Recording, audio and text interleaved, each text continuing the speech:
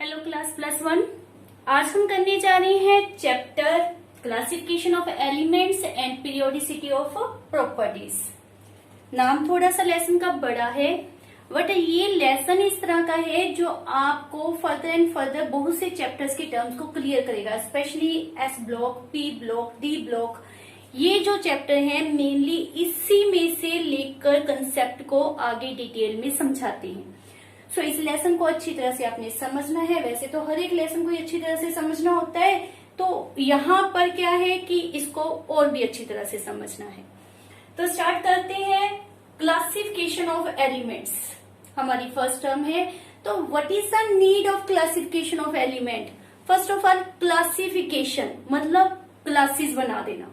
तो क्लास में हम क्या करते हैं, फर्स्ट स्टैंडर्ड का बच्चा है, उसका आईक्यू लेवल हमें पता है कि ये टर्म्स को लर्न कर सकता है, तो हम उसको फर्स्ट क्लास में पुट कर देते हैं, है ना। इसी तरह से अगर 10th क्लास का बच्चा है तो उसके लिए अलग एक क्लासरूम बनाया जाता है। ऐसा नहीं है कि उसको फर्स्ट क्लास के बच्चे के साथ बिठाकर हम समझाना शुरू कर देंगे, बिकॉज उसकी जो आईक्यू लेवल है, उसकी जो लर्निंग पावर है, that is quite different from that of the first class student. So that school में क्लासेस बनाई जाती है। सिमिलरली एलिमेंट्स, आप उसको पर्सन की तरह सपोज करो, एलिमेंट्स की भी हमने क्या बना दी, क्लासेस।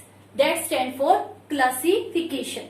तो उसकी क्लास में हमने क्या किया कि वर्टिकल एंड हॉरिजॉन्टली उनको प्लेस किया गया। इस तरह से करते करते हमारे पास एक टेबल तैयार हो जाएगा, जिसको हम क्या नाम देते हैं, पीरियोडिक टेबल। तो क्लासिफिकेशन क्या है वो आपको क्लियर है।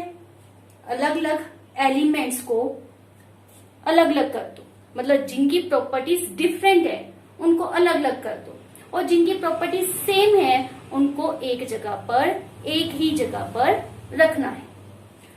Now what is need of classification? क्यों करनी पड़ी क्लासिफिकेशन? तो बेटा जी हमारे पास कितने एलिमेंट हैं? नाउएडेज दीज आर 118। जब 1800 दैट इज 1800 सदी, उस समय जब डिस्कवरी स्टार्ट हुई थी उस समय 31 एलिमेंट थी। इन द 1865 ये इंक्रीज होकर डिस्कवरीज होकर 63 हो गए। उसके बाद फिर आपको पता है लाइन लग गई, डिस्कवरीज वगैरह होती गई, और आज हम 118 एलिमेंट के ऊपर पहुंच चुकी हैं। हर एक एलिमेंट की डिफरेंट और नंबर ऑफ प्रॉपर्टीज होती हैं। उसका अलग मेल्टिंग पॉइंट, बॉइलिंग पॉइंट, उसकी कुछ फिजिकल प्रॉपर्टीज, उसकी कुछ केमिकल प्रॉपर्टीज। तो लेट शुरू में पहुंचे थे 31 एलिमेंट थे। एक एलिमेंट की अगर 10 प्रॉपर्टीज भी आप सपोज करते हो तो कितनी प्रॉपर्टीज बन गई? 31 इंटू 10 दैट इज 310। इतनी प्रॉपर्टीज को लर्न करना दैट इज क्वाइट टफ। और अगर मैं आपको कह दूं कि 31 को मैंने 10 में अरेंज कर दिया, मतलब आप 10 एलिमेंट्स को याद कर लो, आपको 30 का याद हो जाएगा, तो दैट इज क्वाइट इजी, है ना। यहाँ पर तो 118 एलिमेंट है बेटा, और उसको इस तरह से उन्होंने रखा है कि इस कुछ प्रॉपर्टीज लर्न करने पर ही आपको पूरे पीरियोडिक टेबल के पूरे 118 एलिमेंट की प्रॉपर्टीज लर्न हो सकती हैं। तो है बहुत ही इजी वे ना। तो इसलिए we have classified the element. Again I repeat, what is the need of classification? ये आपसे क्वेश्चन पुट किया जा सकता है।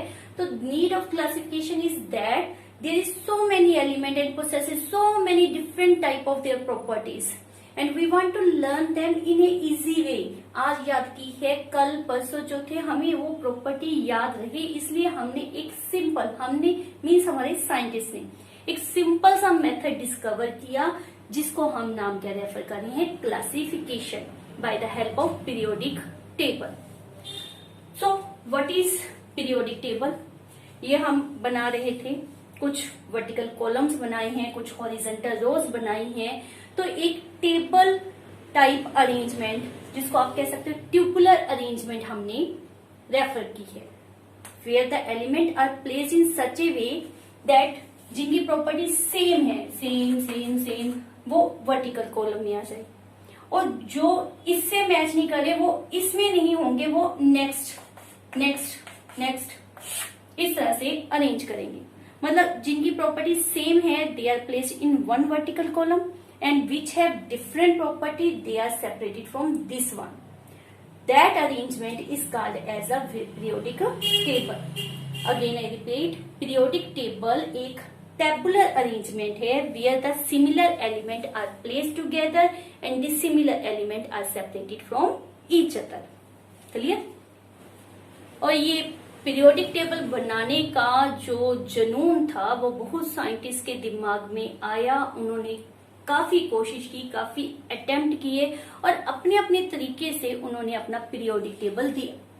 तो स्टार्ट करते हैं with its historical development. Now these two terms are very much clear to you. What is the need of classification and what is mean by periodic table. Clear?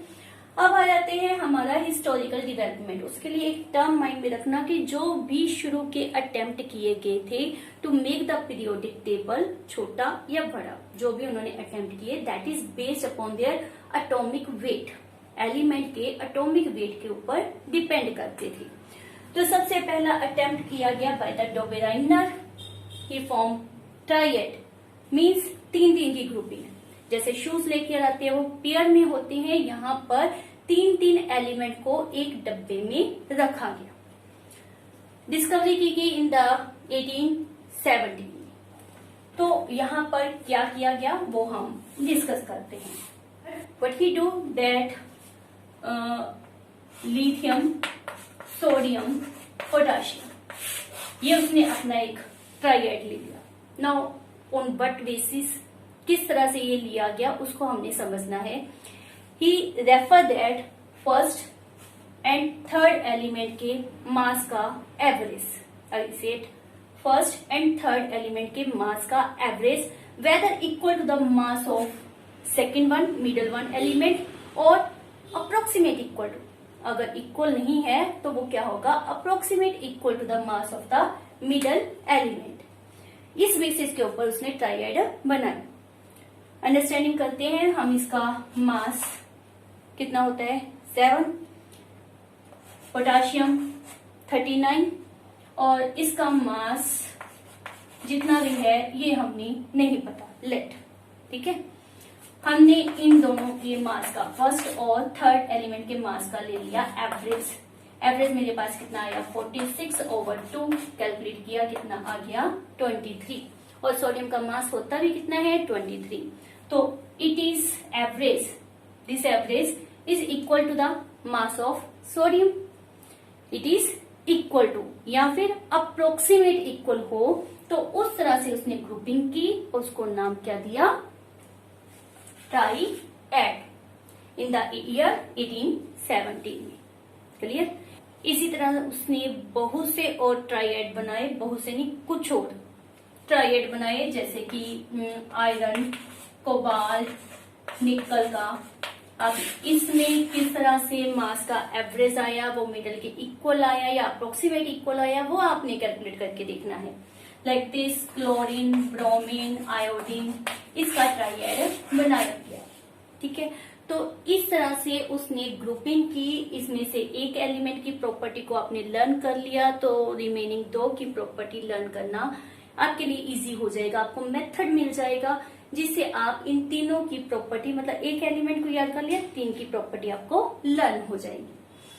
But this is not completely successful. Why? Because triad बनाए सिर्फ 3 या 4 या 5.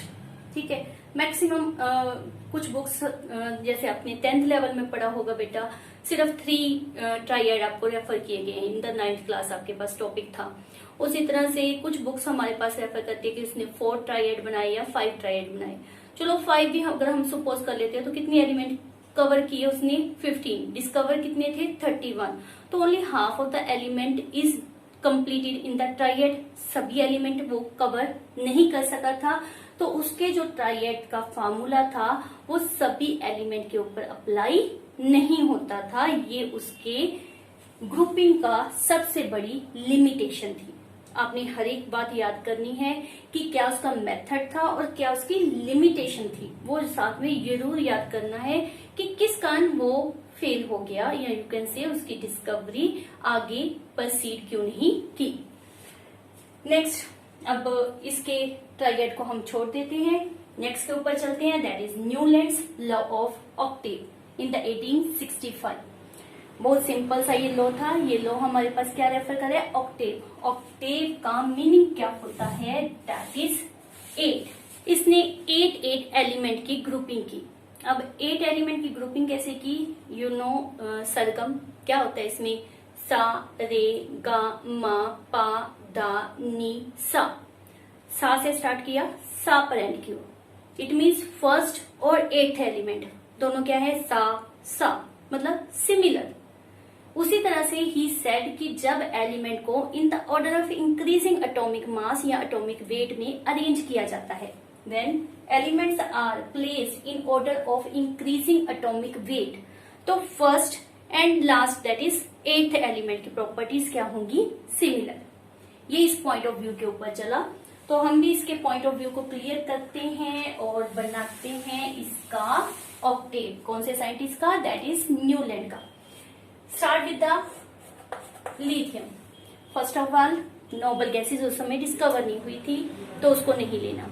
Hydrogen को भी count नहीं किया गया। Start कहां से करना है, फ्रॉम द लिथियम। तो lithium, next is beryllium, boron, carbon, nitrogen, oxygen, fluorine. अब नियोन नहीं लिखेंगे बिकॉज वो डिस्कवर नहीं थी। 1 2 3 4 5 6 7 और 8th कौन सा आया, sodium. With respect to lithium, sodium क्या है, इसका 8th एलिमेंट। और इन दोनों की प्रॉपर्टीज क्या आएगी, same. First and 8th element properties are same when these are placed in order of increasing atomic weight. Similarly, phosphorus, sulfur, chlorine. अब उसके बाद का आर्गन आपने नहीं लिखना, पोटाशियम, कैल्शियम। तो ये इसके साथ मैच करेगा, ये इसके साथ, बिकॉज फर्स्ट एंड 8th। अब इसको फर्स्ट मान लेते हो तो ये आपका 8th आ जाएगा, इसको फर्स्ट मान लोगे तो ये आपका 8th आ जाएगा। तो इनकी प्रॉपर्टीज क्या पाएगी, सेम। आज भी हम इसी चीज को फॉलो कर रहे हैं, इनकी प्रॉपर्टीज सेम आज भी हैं। बट लॉ क्लियर हो गया, लिमिटेशन। जैसे ही नोबल गैसेज डिस्कवर हुई तो 8th एलिमेंट क्या होगा, सोडियम होगा, नो, क्या आ जाएगा, नियोन। और नियोन के साथ इसकी प्रॉपर्टी मैच करेगी, बिल्कुल नहीं करेगी। तो वहां पर क्या होगा, ये लॉ आपका बेकार है ना, ये लॉ खत्म हो जाता है। तो as well as only in the light element, light element मतलब फर्स्ट 20 एलिमेंट के ऊपर ही ये लॉ जो है वो अप्लाई होता है। उसके बाद के जो हैवी एलिमेंट है उसके ऊपर ये लॉ अप्लाई नहीं होता। तो ये हमारे पास law that is Newlands law as well as उसकी लिमिटेशन है। क्लियर, ना 3 वाला फंडा चला ना 8 वाला फंडा चला। अब इसके बाद आ जाता है हमारा Lothar Meyer's arrangement given in 1869। इस साइंटिस्ट ने क्या किया कि ग्राफ प्लॉट किया। ग्राफ कैसे प्लॉट किया, लेट्स सपोज ग्राफ में क्या करना होता है, एक एक्स एक्सिस एक वाई एक्सिस। एक तरफ उसने रख लिया एटॉमिक वेट को और दूसरी तरफ ले लिया वॉल्यूम। वॉल्यूम क्या होता है, इस एटॉमिक मास ओवर डेंसिटी। और इसके द्वारा उसने ग्राफ प्लॉट किया। ग्राफ आपको एज सच लर्न करने की जरूरत नहीं है, I am just plotting like this, ठीक है। तो क्या पाया गया कि लेट्स सपोज ये पीक है, इनकी टॉप मोस्ट पोजीशन है। इनके ऊपर जो एलिमेंट पाए गए let that is lithium, sodium, potassium, तो इनकी प्रॉपर्टीज वो रेफर करें सेम है। यहाँ पर जो एलिमेंट पाए गए, जैसे ही कर्व अपवर्ड जा रही है उस पोजीशन के ऊपर जो एलिमेंट पाए गए उनकी प्रॉपर्टीज क्या पाई जाएंगी, सेम। जैसे ही कर्व नीचे आ रही है वहां पर जो एलिमेंट प्लेस है उनकी प्रॉपर्टीज क्या होंगी, सेम। तो इस तरह से बाय ग्राफ उसने क्लैरिफाई किया with respect to again but atomic weight.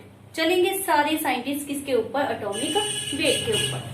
तो क्या फाइंड आउट किया कि if their position in the graph are same then their properties also match with each other।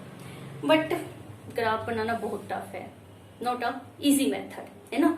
तो ये मेथड इसलिए ज्यादा सक्सेसफुल नहीं हो सका। तो this is first 3 attempt which we have discussed in this video। that is triad, that is octave and the Lothamir's graph. इसके बाद हमारे पास मेंडलीव आए हैं। मेंडलीव की जो भी डिस्कशन है that is very very important, वो हम अपनी नेक्स्ट वीडियो में डिस्कस करेंगे। इसको अच्छी तरह से आपने लर्न करना है। बाय।